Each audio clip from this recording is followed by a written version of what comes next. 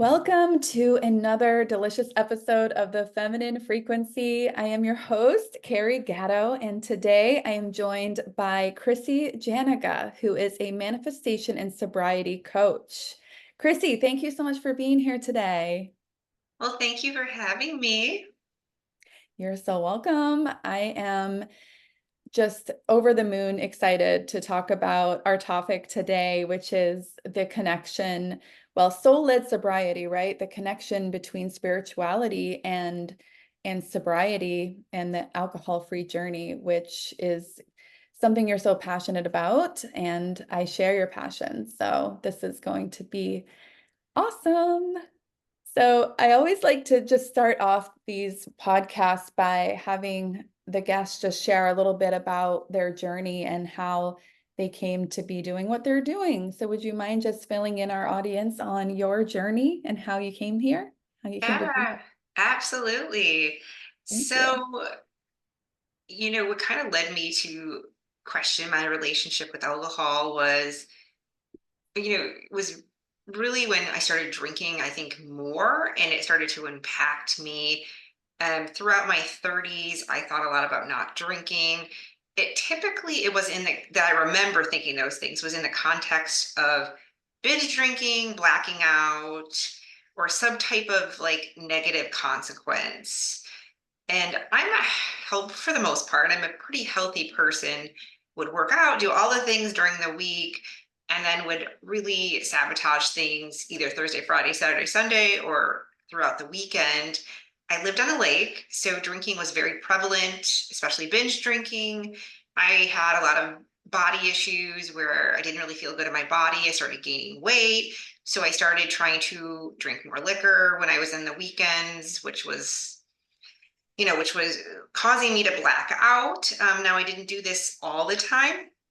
So it was like this trickery, right? Because sometimes I'd be totally fine and other times I wouldn't be, and I also did some things like and said things to my husband that were really embarrassing. And, you know, I didn't know it at the time. Now I know it, but like I was really not addressing my needs. I was really unaware of a lot of things, which, sometimes people talk about telling the truth when you're drunk. And I'm like, it wasn't, I was telling my truth. I mean, blacking out is blacking out. It is what it is. But it was the things I would do. And also that feeling of, oh my gosh, waking up at like 2, 3, like not remembering something, having that utter anxiety. What did I say? Did I do anything? And my husband would be like, you're fine. I'm like, oh, thank God. Um, and I Yeah. feel like I looked forward to drinking because it was like fun, exciting, everything, everybody did it. Yet I was really thought about it a lot. Like, no, I don't want to drink. It's not helping me. It's not serving me. And I would try to moderate. I even remember Googling, I'm an alcoholic.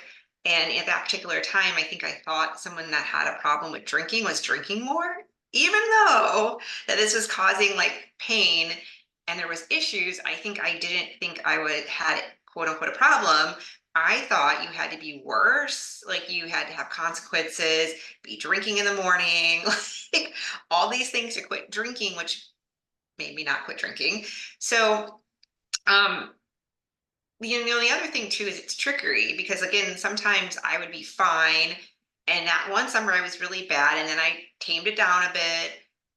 However, I think I really probably thought about not drinking when I was sober. I just didn't listen to my intuition because I didn't know what that meant at that time. I didn't understand it. Now I know that, you think about intuition, your body knows what's up.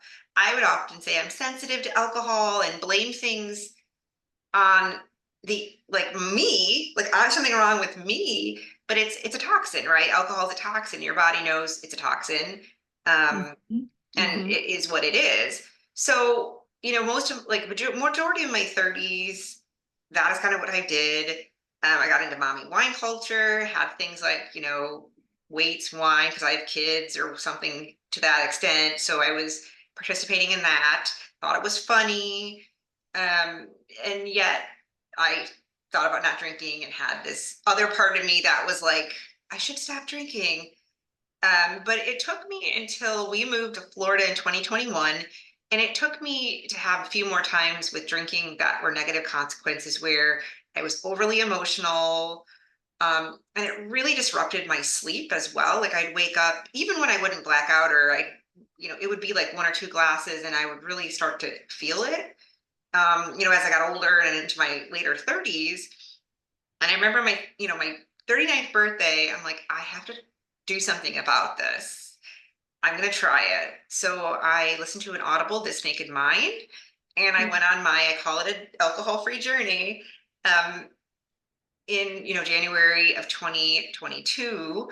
I officially quit in November of 2022 after trying to moderate. Now, I really did reduce the amount I drank, and for about 6 months, I was sober, and I drank again because I had absolutely no support. I had people pleasing tendencies. I anxiety got the worst of me, thinking about how am I going to survive without alcohol. So I had all this playing out with absolutely no support at all. And then I tricked myself to thinking I should moderate, which I tried that. And it was honestly more exhausting than it was to just not drink. And Yeah. the last couple times I drank, it was really evident that alcohol just, I couldn't do it anymore. One, I was on a plane and I didn't drink actually that much that day. I drank about like 5, 6 ounces, but because I didn't continue drinking, I felt a depressant. I actually felt it to the point where I felt like very depressed. And then like I was like, dang, it's the alcohol. Like it's because I'm not continuing to keep this buzz. And that was really like eye-opening. And then the last time I drank, was November, and that was really difficult because I was really emotional at that time and I had a really difficult time, with all the things. Again, I was people pleasing and doing all of that. I had GI upset and I just was really like my sleep was disturbed. And that was like the last time where I'm like, okay, I have to stop doing this. Like, this is it. I'm done. And it was the last time, and I remember like feeling all the happiness. I was like, I'm ready. And I heard myself say when I was taking a walk and didn't know this was my intuition because I Mm, never had anything quite like this, but like doors will open if you stop drinking alcohol. I heard myself say interesting. that and I'm like, that's crazy. And I'm going to stop there, but I mean, of course, I'm missing some key components to it, but that's kind of how I got to this journey. And I didn't know that my intuition this whole time was saying stop drinking alcohol. I thought it was just because I was like, it was a me thing and I had an issue. I didn't know it was because like, yeah, it's like poking the hole, like, you need to do this, you have to do this. Yeah, and I love how you describe like the different nuances of the feelings that you had and the negative effects of the alcohol that sometimes are can be extreme, but sometimes they're more subtle. And it just took time to have the awareness around all those different effects that were impacting you consistently and regularly enough till it became like a clear decision and a clear message. Because I think so many people are experiencing those effects, but they're just not necessarily paying close attention, or they're trying Mhm. to maybe like actively trying to ignore them, right? Or because our culture is so steeped in this alcohol loving vibe, loving culture. Like it's so normalized, it's so prevalent. Like, you talked about living on a lake and how that was just part of the culture there. Well, it's like, I know for me, it was like we went on vacation, it meant we would drink, right? Or if we, were at any kind of social gathering, it meant I would have a drink in my hand, right? Or the holidays, okay, now we're drinking. Like it was just such a normalized theme throughout any kind of celebration and occasion. It was just the way to be social is to drink. So it's so understandable and normal that we don't often see like why, if we don't categorize ourselves as an alcoholic, then okay, then it's just this is who I am. I'm getting older, or it's just an issue that I'm Mhm. having. I have this thing with alcohol, or Yep. I can't control my intake or whatever it is, but we don't really, we can't put a finger on it. It's hard to put a finger on it because of the culture we're so immersed in is saying that it's okay. It's okay. You know, we laugh when a friend gets too drunk, right? Or Oh yeah, something popping over. bottles, like, woo! Yeah, and we just sort of like laugh it off and oh my goodness, that's what happens, da da da da. But it's kind of not okay, right? Like if you're not, if it is affecting you and causing you emotional pain or depression or dragging down your energy and preventing you from living your best life, I mean, that's a question we all have to ask ourselves. Like, is that something we're okay with?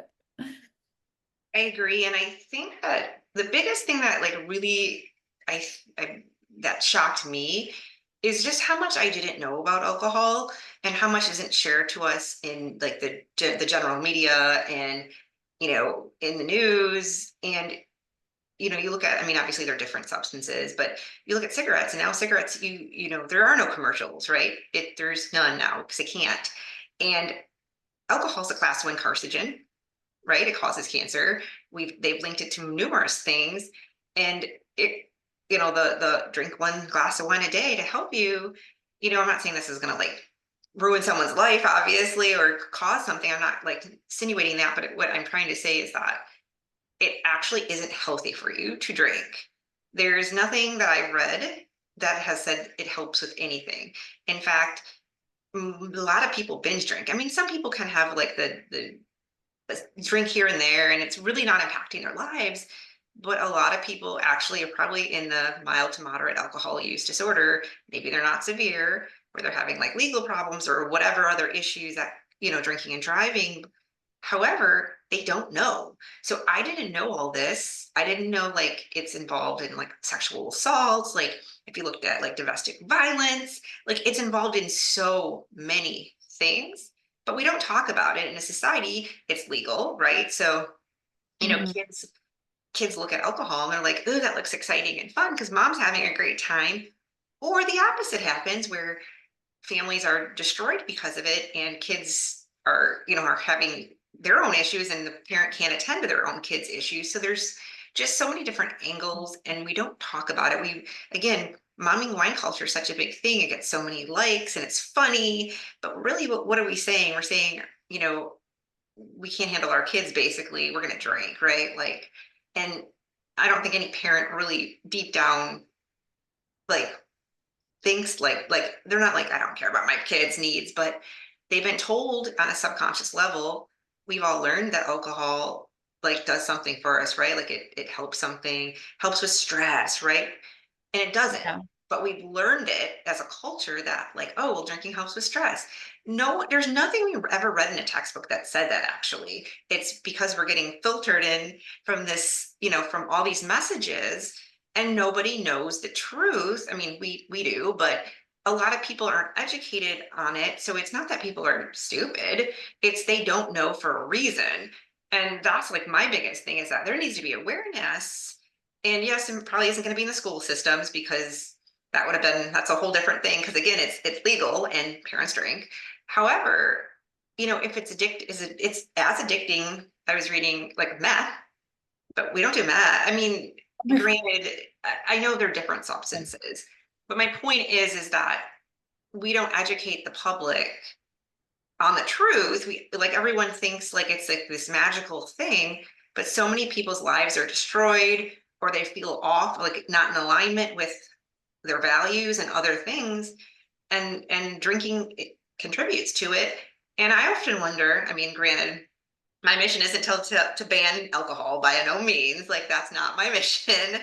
But I often wonder, I'm like, oh my gosh, if like majority of people didn't drink, like what would people be able to create and become if they weren't wasting money, but also spending it on trying to figure out who they are, how to heal, how to help the world out? How would the world be different? Yeah, and I want to just like celebrate you too for sharing your story so vulnerably and authentically because again, I think there's so many people having those kinds of experiences, but they're not really being open about it or they're not or they might feel shame, or they might, just not realize that that's not normal, really, or not, or maybe it is normal, but it's not acceptable, or it's not okay. Like, and it's okay to desire a different relationship with alcohol, even if you're not, technically an alcoholic. Like, I know for me, I gave up alcohol like for a month at a time, Mhm. many times before I actually quit. And I've been alcohol free for 5 years. Yeah. I thought, to myself, well, I don't have I'm obviously not an alcoholic. I can quit, right, whenever I want, and maybe I can moderate. But what would happen was I would have a couple drinks and I would just be having fun. And so I would keep it going, keep the buzz going, and usually a little bit too long, right? And then I'd regret it in the morning, and it would, like you were saying just now, prevent me from really like exploring those different things and visions and goals that I had for my life. So it was holding me back Mhm. energetically, physically, emotionally. And you had also just said, that it's not really a stress. It doesn't really help with stress, although that's a common misconception. But I think what it does do is it numbs our emotions. It helps us avoid our emotions. And we take that for being, oh, it's alleviating the stress, it's taking the edge off, but it's actually helping us to not address our emotions and to push them under, suppress them, but they don't go away. And that's something I didn't realize until after I'd been alcohol free, that once we take the alcohol out of the equation, we actually then the emotions come up to the surface, and we have to find different ways of coping with them and managing our emotions and actually feel them, which, as it turns out, is the best way to release them. Yes, 100%. And what Annie just mentioned is that you feel it worse the next day because one, alcohol disrupts your REM sleep and it increases your cortisol levels. So it actually does the opposite. Now, yeah, you do get this euphoric effect, but you have to keep drinking to get, to have that release of dopamine. But the problem is too, and I think this is where people have a hard time, is that like I think those that us that maybe binge drink and we're like, oh, we don't drink every day. Like, addiction's addiction, right? Like your brain gets addicted to alcohol. Yes, some people drink more than other people, and sure, some people have different issues than other people. But the biggest thing is like, I feel like staying in your lane too, because it's so easy to be like, I'm not as bad. And we ignore intuition, and then we ignore emotions. Um, and we ignore Yep. what we need when we're comparing. So I think one, it's breaking stigma. One of the biggest things that I had an issue with, and a lot of people that I work with, is what are people going to think of me? Um, they care so much about other people. And I have to say that's a trauma response. You're a people pleaser. And that's not serving you. It didn't serve me. Like the last time I drank, I thought my husband wanted me to drink with him. Like he never said that. I just assumed that's what he wanted, and I'm not blaming him by any means. But my point is that Mhm.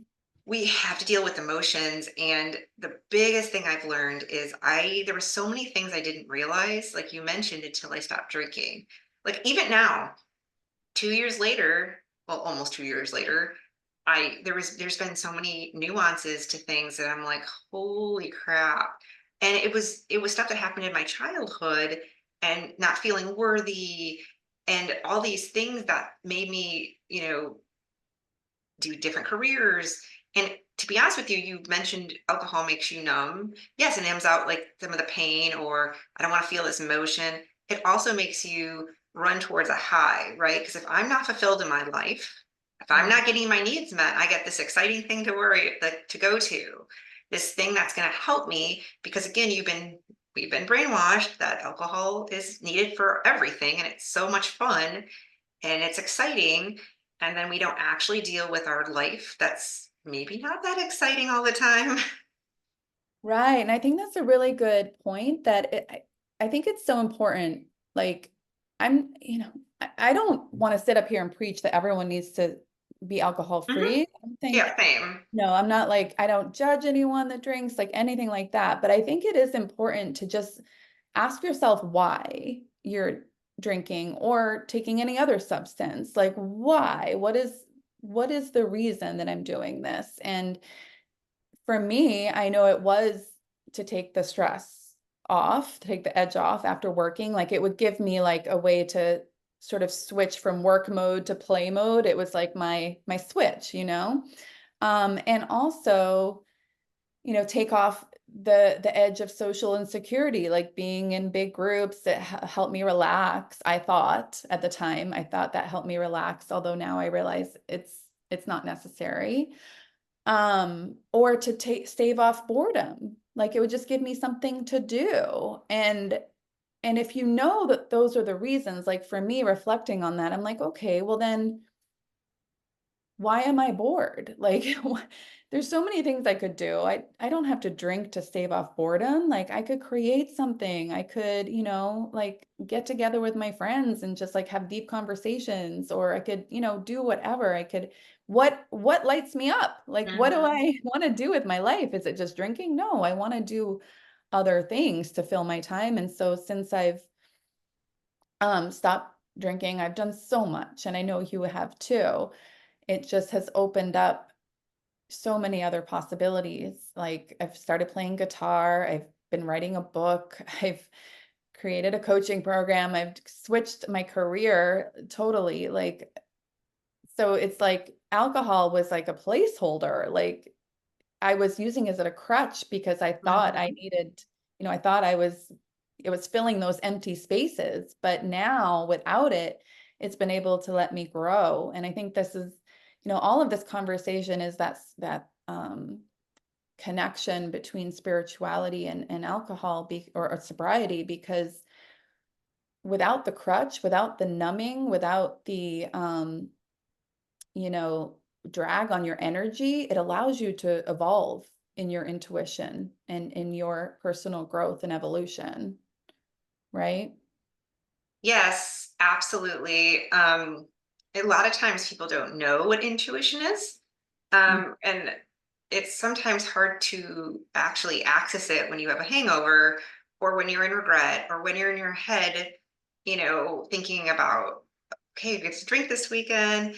Like there were plenty of times where I didn't feel super fulfilled or I felt something was off. I didn't know how to actually identify it. And if I have to be honest, it's taken me to now to realize that I've ignored my intuition in other parts of my life. So, I think removing alcohol is the beginning. And then you have to really work on yourself because for Yes. me, I can't speak for everybody, but same for me. I mean, I'm in the same career, but I don't feel like it's really aligned with what I'm going to be doing for the rest of my life. I just don't have necessarily the exit strategy to quit my job right now. And that's okay. I've come to peace with that because I think when we stop removing alcohol, we're like, everything's going to be like perfect, like, and you feel better and you're more motivated. And so there are truthfully things that do get better. However, a lot of people are like, why doesn't it feel better? And in my circumstance, I started a business. I wrote books and I started a business after I quit drinking. And one is, if you know about the nervous system, it's like an overload of all these things I was doing to myself at once. So my body was like, this is so unsafe. And it brought me back to limiting beliefs and tendencies I've had my whole life, like wanting to quit things when they were hard. And I didn't. Obviously I'm here and doing the thing. However, like I've had to work on feeling more worthy. And the biggest thing is actually understanding my intuition even more, it like for my own needs. So my body can sometimes tell that something's up, but my mind hasn't wanted me to believe it. So one is my husband is now sober, but for a really long time, I Mhm. wanted to, like I thought he had a problem with alcohol, Mhm. and it was a problem, and I didn't know about it, and I was a little bit denied about these things, and I just kind of went with it. And what all this has taught me is you weren't speaking up, you weren't saying what your needs were. And so a lot of people in the sober space are like, well, I can't tell somebody to stop drinking. No, they have to decide to stop drinking on their own. That's you don't have that control, but you can tell someone what your needs are and what you need in a relationship. And if they can't meet that, that's your decision. but you have that choice. And so what I didn't do, I wasn't saying what I needed in a relationship. I wasn't saying what I needed in my business. And so I think I was always playing small. So it's taken me now to realize, okay, well, now I can listen to my intuition because I wasn't before. And it was telling me what to do. But so intuition to me, it's not just telling you to go write a book or do these things. It's telling you maybe you need to get a financial planner or you need to talk to your husband. It's telling you things that you sometimes don't want to hear and you have a choice, right? And I think in my circumstance that I'm so thankful that I got sober because I didn't know any of this was happening. This was happening for a very long time. It was probably started when I was a kid with some of this stuff. And if you don't have awareness, how do you change any of it? You just keep wondering why remove, and that's why people when they remove alcohol, they're like, God, why doesn't it feel better? They feel depressed or anxious, and some of it's very normal. It takes time to feel good, but some of it is just the unawareness of what's actually going on internally. And intuitively, like even with not drinking, they're like, I know I need to stop drinking. And then the mind takes over and we distort, and some of it's not our fault. Like I said before, we're told about alcohol and how beautiful and wonderful it is. So we also believe it. It Mm-hmm. goes same for the rest of your life. Like other things that you were playing small in are not taking these big risks because you're terrified. You don't feel worthy. You don't feel good enough. Why should I bother? And these are all going on with no awareness. And that's what it was going on for me. So I'm so thankful because I think in order to get to these bigger goals that I want, I can't get them. The universe isn't going to give them to me if I'm not dealing with my current reality. I can't get my 3D reality if I'm not dealing with my three or my 5D if I'm not dealing with my 3D reality because I'm still disconnected. So that's why I'm like so thankful for all this because not only did I need to know this so I can get what I want in my life and I so deserve, um, I can Mm-hmm. also teach people that I'm working with because majority of people they're either in careers they don't want or careers where they could maybe do something different in the current career. They're in relationships maybe that are unfulfilled. They're not doing things that they want, or they don't feel worthy. They don't feel good enough. And this is so much. It's so easy to go back to what's easy, drinking, and going back to the status quo. Exactly. Yeah. And I remember for me, it was almost just like, I wonder what I could do if I didn't have alcohol in the equation. Like it was like a curiosity too, as well as a knowing that it wasn't serving me. I was also just like, I wonder what would happen. What doors would open? What would be different if I didn't just have that at all? And it's been greater than I ever could have imagined. Because it is, like you said, it just impacts you so on so many levels, emotionally, physically, mentally, and spiritually. I'm curious though, when you decided to go alcohol free, did you know it was for good or was it more temporary in the beginning? I think on month one, I was like, I'm going to go alcohol free. And I was so excited. In month two, I had crippling anxiety. How am I going to function to go on vacation? And I thought maybe, and but I went on to about 6 months, and I think there was an ambivalence there. I went in this 6 months, I drank again. I didn't drink a lot, but then I decided maybe I'll moderate because it seemed easier to do. And again, I had no support, but it took me drinking just a handful more times, nothing crazy. And that last time I drank in November to realize that this sucks. So, like, even though I didn't go alcohol free right when I started this, I mean, keep in mind, I've also thought about not drinking for multiple years. So it's not that I wasn't like thinking about it. I just didn't know I could actually have that option, which sounds crazy now. Um, but yeah, it took me to have all these mindful moments where it's not that I was like totally alcohol free that whole entire time until November, but it took me to actually have to dabble a little bit and realize moderation is actually really hard to do.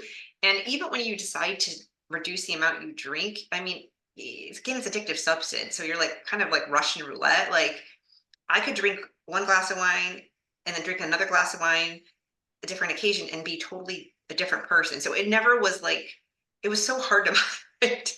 And it's Yes. tiring.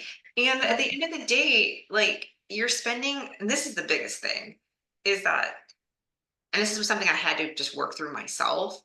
At the biggest thing is that you know, it's you're spending like all this mental energy on moderating and how I'm gonna do this, I'm gonna drink water, I'm gonna do this, I'm gonna have one glass, two glasses. And then you're gonna let yourself down because it's alcohol and it's addicting and it takes over your brain. And also it's just unpredictable substance, right? Like you could take your energy and put it elsewhere and getting better, seeing getting support. So it took me to get support to understand so much of this. And it's really common, I feel like with a lot of people, is like this reading of the future, like negatively, like I'm not gonna be able to handle this. And it's not their fault, it's not my fault. I didn't know any better. But I think sometimes all these things make it easy to go back to drinking, and we convince ourselves that this one way is much easier, even though we're not trusting our intuition, we're doubting it because we get into our mind, not our faults.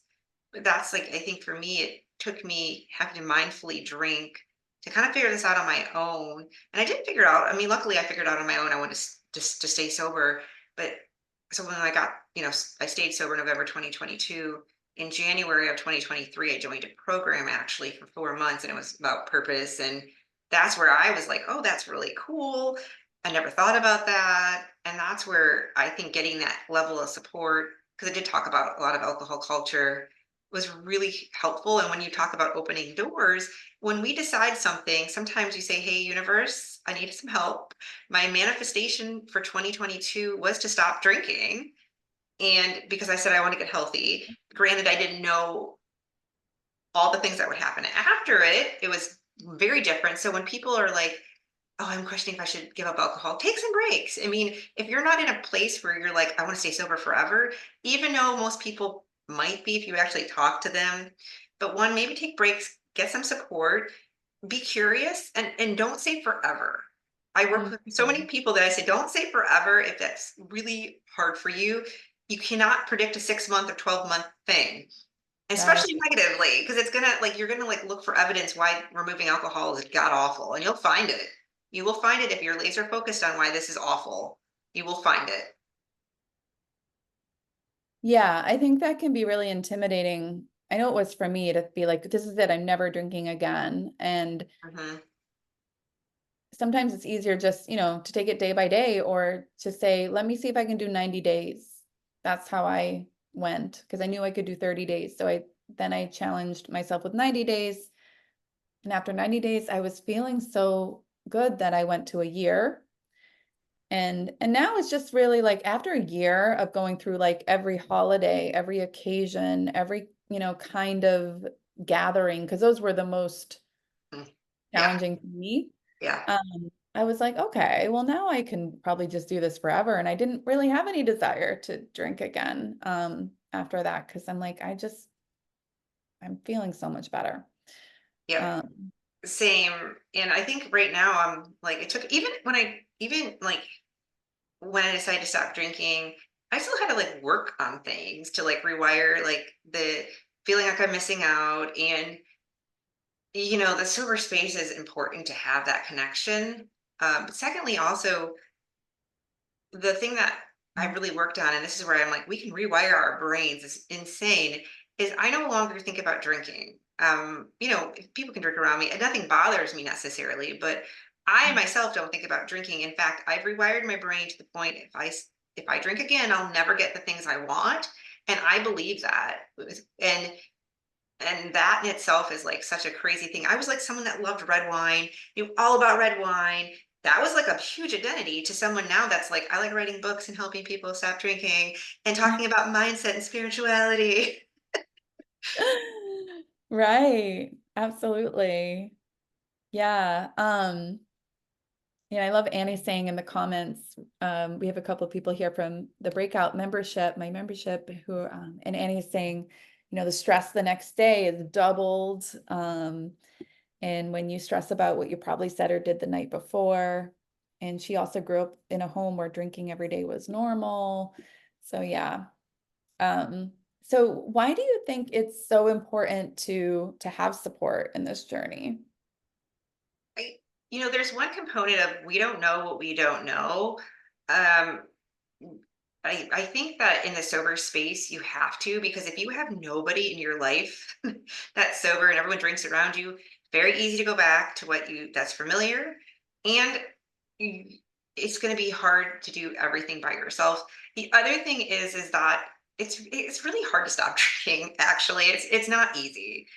I mean, you got the beliefs that you've been told again, like your whole life, like alcohol helps with something, even though it's not a conscious thought. I'm telling you, it's subconsciously. Most people have those thoughts when they break up with alcohol. Is why do I not feel like this feels better sometimes? And it's because you have this subconscious programming that's saying that like you need alcohol. So that's important to have support. The other thing is you have to do something different than what you've been doing. If you just remove alcohol and rely on sheer willpower, you'll probably drink again, or you're not dealing with your emotions that you're having, right? Like some people, like the anxiety thing, it's real. People worry about the future. So if you have somebody that can say, listen, I did that, I was there, I can tell you right now, you need to do day by day, and you cannot predict the future because it's a waste of your mental energy.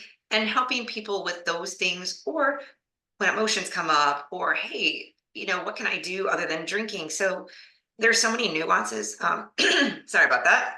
There's so many nuances when we remove alcohol. Your body can also like feel really unsafe. So like if you look at like any type of trauma or anything unfamiliar, our bodies can register it as unsafe. So you remove alcohol and you're trying to change yourself and do all these things. It can feel like an overload, and people sometimes can get anxiety, can get depression, just feel like overloaded, and then sometimes go back to drinking. And so if we don't know what's going on internally, like we talked about before, it's easy to go back to what we know that's familiar, right? Which is drinking, and which is maybe sometimes self-sabotaging without purposely knowing it. So we get in these cycles, and if we don't know why we're doing what we're doing, we can't change it. And then also, again, what do you want? If support, helping you figure out what you want. And when we talk about purpose, it might just be at that time, I need to work on staying sober, and or maybe it's working on, I need to start believing in myself. I don't feel worthy. These are all the things that might happen in somebody's sobriety journey. And without support, it's really easy to sink back to again what's familiar. And there was times where I thought, is this really worth it? Is it worth it? And it is. I mean, now I'm like, yeah, it's really, really worth it. But at the time, it felt so overwhelming. Everyone around me was drinking. I was the only one sober. So it was hard. So I think we can feel lonely in those Yeah. types of circumstances. So having other people that are like-minded, it really, really can help people. Yeah, absolutely. I feel like anytime you're trying to disrupt a pattern of any kind, and it's important to have community and important to have support and accountability. A little accountability goes a really long way. And I mean, just being able to tell someone like, okay, my intention is to not drink for however many days or months. And will you just, can you just be someone to check in with me on that, right? Mhm. To support me in that goal that I have for myself, because we're always going to be more accountable to someone else than we are to ourselves. Yes. And again, if yeah, you have accountability. And also too, like if, for example, you drink again, because it does happen sometimes for some people, you need to have that mindset to be like, this isn't, I mean, it might feel like the end of the world, and I obviously hope no one feels awful, but like sometimes it's a learning experience. Okay, what'd you learn? And now you know. So when I drank after 6 months, it wasn't like, okay, I suck at life, even though sometimes I think I felt that way. And you know what made it feel better? Well, maybe I want to moderate. Maybe that's what I want to do, instead of saying, no, I feel really bad about what I did. And if I would have had somebody that would have been like, okay, that's okay. It's okay. You can not be a perfect human, but what did you learn, and how do you want to move forward with this? Because just because you drink again doesn't mean like you're you're never gonna get sober. But it's having that support to say like it's okay, and let's reframe this, because people, again, we sometimes get in our minds and we distort things, and we make things like so awful, and we shame ourselves and hate ourselves, and then that's just leading to more drinking, and then also leading to more self-loathing. And And Yeah. that's just not a good place to be. So we really need that support to say, like, it's okay. I did it too. You will be okay. I promise. And so I think, and also processing it, because what if they did something that they didn't like? Do they need to process that and forgive themselves because they might have done something, or they have their past and they might be really in a shame cycle and needing some support with that. Sometimes it's not always talking about let's fix everything. Let's talk about where you're at and what do you need support with today. And what you might be need support with in 2 months, 6 months might look different. But yes, that accountability piece is huge, and not feeling alone. And again, a lot of people are like, I love gratitude, I love all this stuff and manifesting, but they're not, then they come in these places and they feel really negative and they can't get out of it. And it's because they have to work on these internal components of themselves. Yeah, and even, yeah, going beyond accountability, having that support because those emotions will come up. Those things that you've been numbing with alcohol will now have to be addressed in a different way. Right. Absolutely. And also I look with Annie, like you mentioned about like the anti-supporters. I mean, to be honest with you, everybody's life's different. Like I had a pretty good support system. No one seemed to really care if I drank. However, when I was looking for validation if I was doing the right thing, even though I shouldn't have, it was hard to get it from people that were drinking because their goals are not my goals. And so I was looking for all this validation again. Obviously it's stuff I had to work on from the wrong people, but also research really does suggest. I'm reading this book called The Future You. It suggests that we actually grow faster, grow more when we're around like-minded people and people that are actually doing what we want to do. Like they did that thing and they got to that thing. I want to know how they did it so I can do it. And so when we surround ourselves with people that are doing it and they're growing and they can teach us something, and we're in that actual like scenario, we will oftentimes have a better result than doing it by ourselves and just throwing spaghetti at the wall like, oh yeah, this will stick. Yeah, I call it positive peer pressure, Hmm. right? Because peer pressure can actually work for us sometimes. Like if we're surrounded with, like you said, people who are doing what we want to do or being who we want to be, then it's very inspiring and shows us what's possible for ourselves. Yes. Yeah. So do you think that since you've broken up with alcohol, I love that phrase, has your intuition improved? Have you felt more connected? Yes, I have. And I definitely have felt more connected. I feel like there's been parts that were disconnected though too, where I wasn't listening to my intuition, period. Now I know that. Because it wasn't always the things I wanted to hear. But yes, my intuition got better in the beginning, especially when I was like really not adding a lot to my plate. I think once I did coaching and did all this stuff, I was going about it a certain way. I was like not giving myself time for my intuition to have that space.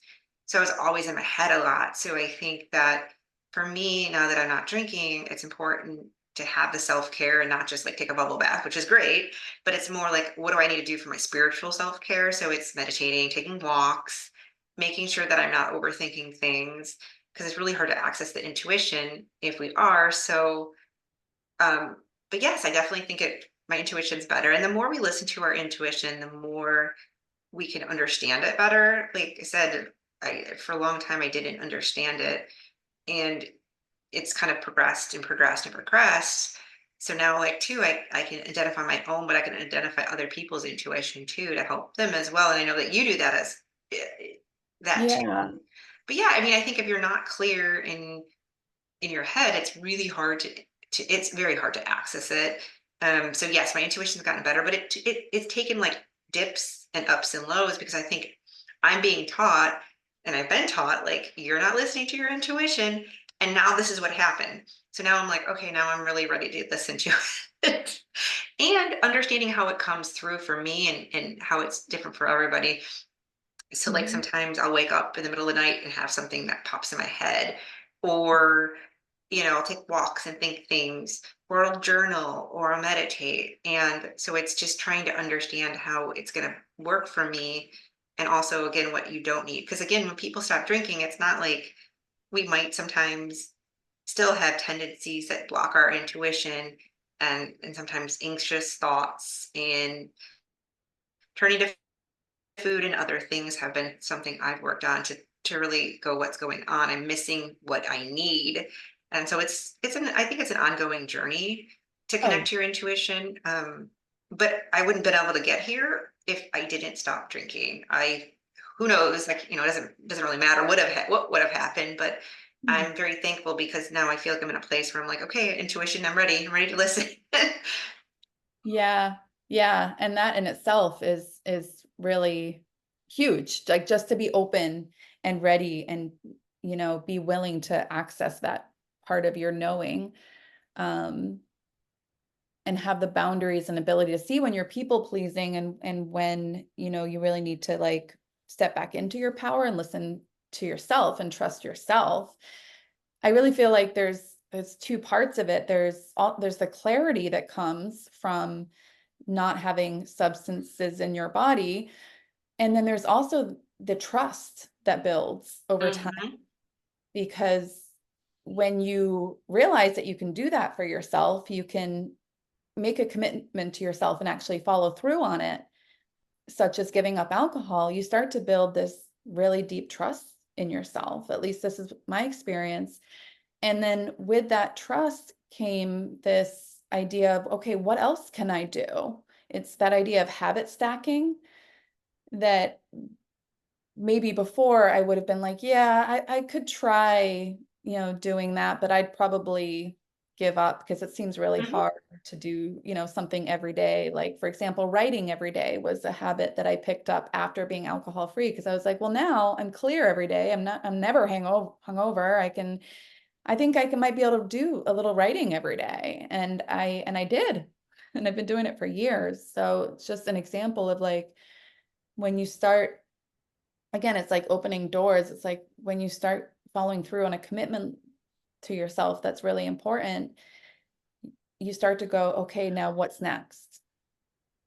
And Mhm. what else, what other habits can I form? And the beauty of habits is they compound over time and it can take you to a whole different timeline, when you integrate new habits. So for me, it's been twofold. It's been clearing my channel, opening up my channel, and as you said, alcohol is a depressant. It literally lowers our vibration. So when we don't have that in our lives, our vibration, we talk about raising our vibration, that's a way to do it. Mhm. It's to break up with alcohol. So for me, it's been able to clear my channel, have a clearer channel, and also be able to form that trust in myself, which I think is just as important. I 100% agree. And I think it's really, really hard to access much when you're in this like cycle of like, I'm drinking, I have that to look forward to, and then it's like shame and all these other things. And I'm not saying that people can't create things if they're drinking, but in my circumstance, I was very blocked to many things.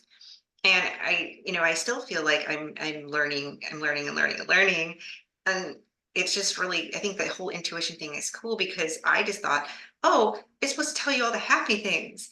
And I'm like, no, no, it doesn't tell you all the glitz and glamour, right? It tells you what you need to know and you can act.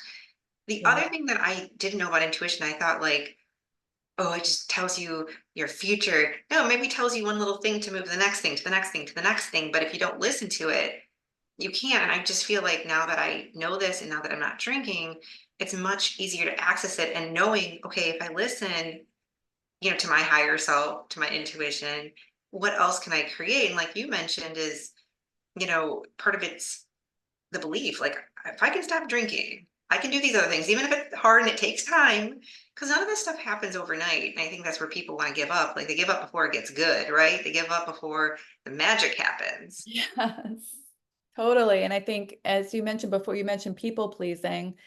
Um, which so many of us, I think, especially as women, we do that because we're just sort of like, we have this tendency to want to help others and to serve others before ourselves. And, whether that's nurture versus nature, I think it's both. But, you know, when we do that, we oblige other people, but we're in effect betraying ourselves. And so it can be hard to follow through on goals and those commitments sometimes if we're not putting ourselves first, if we're not staying in our power and trusting ourselves and believing that we can do it. So Yeah. it's super important, I I think. I agree. And I didn't even know like people pleasing can be like a trauma response. Like, and when I talk about trauma, I mean we're not going to obviously get into this too much. It's a beast of a topic, but your trauma doesn't have to be like, something super, super like, in depth, like, like sexual. I mean, maybe it is.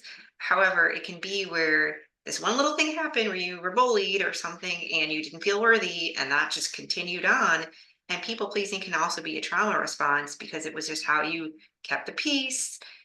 Some people do that just to make, they want to be liked and they want just to fit in, or they've had to keep peace in their family. And that was the easiest way as a child they learned just to, people please. It's easier in my family, for example, like in some families to do that. Like if you have a chaotic childhood, and again, it doesn't have to be where you're getting abused. It can be little teeny tiny traumas that sometimes play out, and then we start drinking, and then we're told we have to go get a degree. I'm not saying there's anything wrong with that. I have a master's degree in social work, but we're told all these things, and we somehow along the way forget to actually ask, what do we want? Mm, What? And so we forgot about our intuition. We started drinking. We we don't even know. We have no clue sometimes what we want, and then we're so disconnected. And we know, I think our bodies know that there's something wrong. I don't feel good. I see people with inflammation. My white blood count were high forever, and I think it was due to stress. Other ways it plays out in our lives, and we don't actually know that we're just really disconnected, and we are doing things that are just not in alignment with who we are. And drinking, well, is one of them. yeah. Yeah. I love that.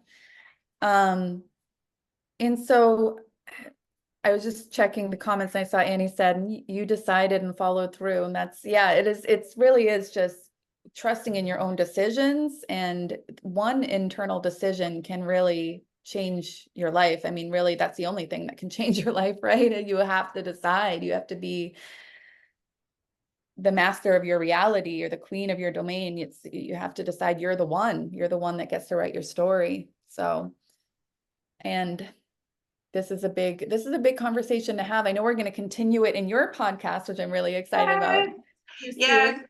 yes. And I love talking about intuition. I know it's like such an in-depth topic, but a lot of people that I work with, and I know obviously people you work with, are interested in intuition and interested in all of these things once they stop drinking.